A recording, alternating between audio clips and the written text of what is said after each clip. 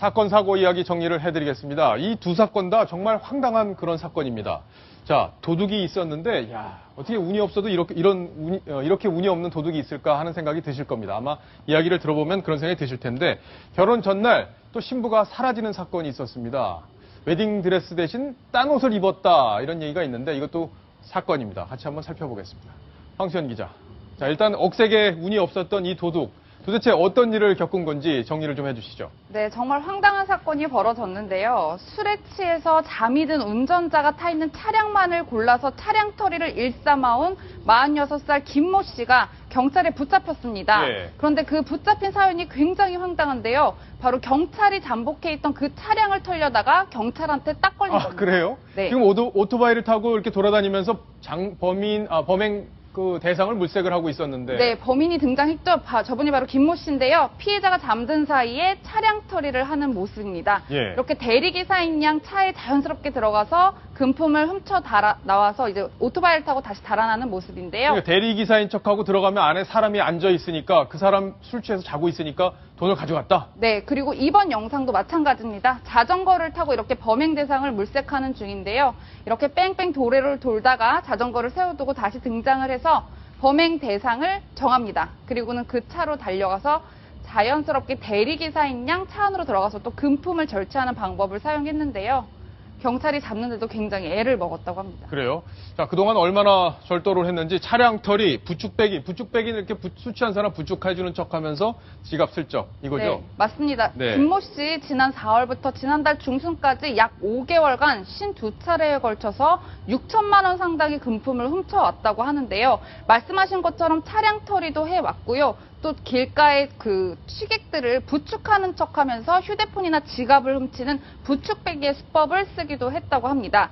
그런데 경찰 조사 결과 김 씨는 이미 같은 전과가 6차례나 있었고요. 또 출소 뒤에 일용직을 전전하다가 유흥비 마련 때문에 다시 범죄에 손을 대게 됐다고 합니다. 네, 유흥이 문제예요, 유흥이. 네, 김 씨는 CCTV가 없는 곳을 골라서 범행을 저질렀고 또 오토바이나 자전거를 이용해서 경찰이 동선 추적에 굉장히 애를 먹었다고 하고요. 그래서 잠복 근무를 시작하게 됐다고 합니다. 자, 이 잡은 사람들 경찰분들인데 분당경찰서 형사분들이에요. 정말 기상천외한 방법을 동원했습니다. 직접 한번 그 설명하는 내용을 한번 들어보시죠. 40일간 잠복을 했습니다. 네, 매일 저희가 이제 소주 바르고, 옷에도 뿌리고 잠복을 했고요. 차량도 이제 몇 번 바꾸면서 이제 잠복을 했습니다. 저희도 취객인 것처럼 보이게 하기 위해서 의자를 제껴서 누워 있었습니다. 멀리서부터 이제 차량 안을 이제 핸드폰 플래시로 쳐보면서 이렇게 걸어오는 걸 목격을 했습니다. 그 사람이 눈치를 챌 것 같아서 이제 눈을 감고 있었는데 눈을 딱 떠봤을 때 제 차량을 보고 있더라고요. 그 사람이 뒤를 돌아서 마치 길을 가는 행인인 척을 했습니다. 그래서 저도 이 차에서 내려서 걸어서 뒤를 쫓았는데 제가 뒤를 쫓는다는 눈치를 챘는지 뒤를 잡으려고 하더라고요. 가까이 가서 이제 긴급 체포하게 됐습니다. 야, 대한민국 경찰도 정말 노력 많이 하십니다. 40일이나 잠복 근무하시면서 소주를 몸에다 붓고 이렇게 일을 하셨다고 하니까 정말 칭찬을 해드릴 수밖에 없는데 김태현 변호사. 네. 어떻습니까? 저렇게 경찰들 고생 많이 하는데 저런 법인 하나 잡고 할 때 이렇게 좀 적극적으로도 좀 돈도 좀 올려주고 뭐 이래야 되는 거 아닌가요? 뭐 특진도 시켜주고 그래야 되는데 40일 동안 잠복했다는 거 아니겠습니까? 몸에 소주까지 뿌려가면서. 그러니까 경찰들 사실은 뭐 다른 사건 같은 경우에 처리 잘 하지 못했다고 비판도 많이 받고 있지. 하지만 그러나 이런 사건들 보면은 우리 경찰들 정말 고생하는 거를 참 알 수가 있어서 참 흐뭇합니다. 예. 근데 옛말에 우리가 뒤로 넘어져도 코가 깨지는 사람이 있다고 그러잖아요. 예. 저 사람은 정말 뒤로 넘어졌는데 코뿐만 아니라 이마도 깨지고 참 안 운도 깨졌어요? 참 없는 사람입니다. 예. 굉장히 좀 상습절도기 때문에요. 이번에 들어가시면 당분간은 못 나오실 것 같네요. 당분간 나오기 어렵다. 예.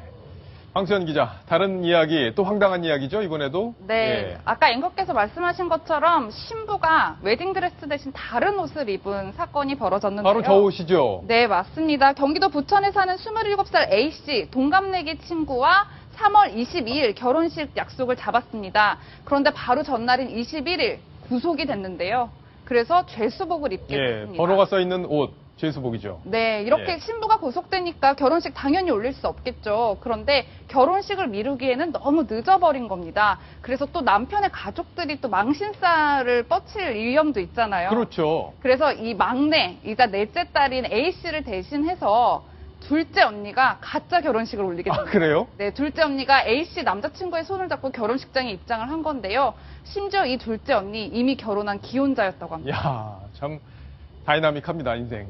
근데 그 남편 입장에서는 그걸 다 내용을 알고 있었던 거예요? 아니면 모르고 그냥 할 수 없이 그냥 어디 갔다고 얘기해서 핑계를 대고 그런 결혼식을 한 건가요? 우선 어떤 범죄를 저질렀는지 설명을 드릴 예, 예. 텐데요. 지난해 10월 이제 결혼 준비를 하면서 단꿈에 젖어 있던 A씨, B씨라는 A씨 고교 동창에게 전화 한 통을 받습니다. 네. 보이스피싱을 도와주면 돈을 많이 벌 수 있겠다 이런 유혹의 전화를 딱 거는데요.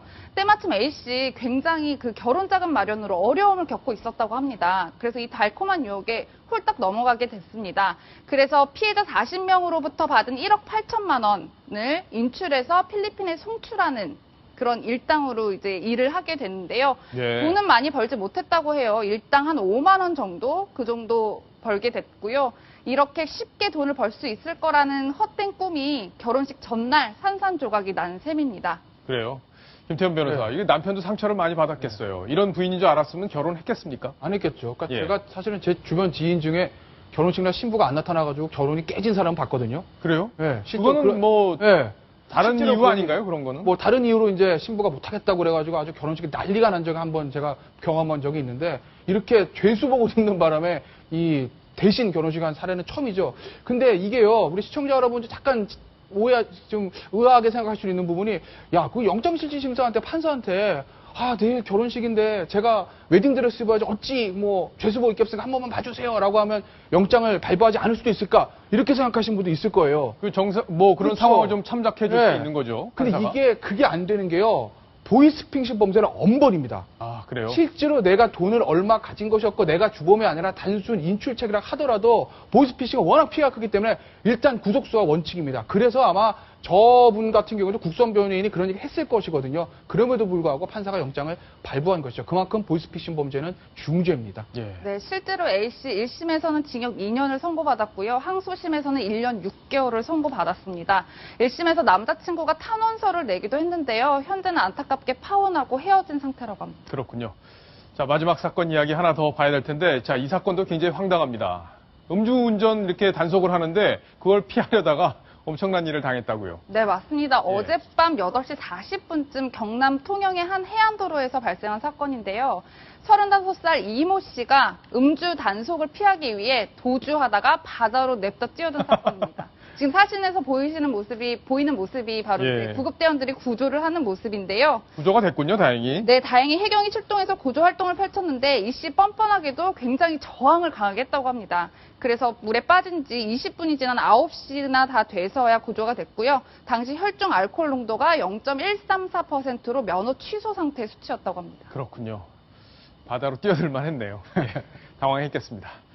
자, 사건, 사고 이야기들 저희가 다 정리를 해봤습니다.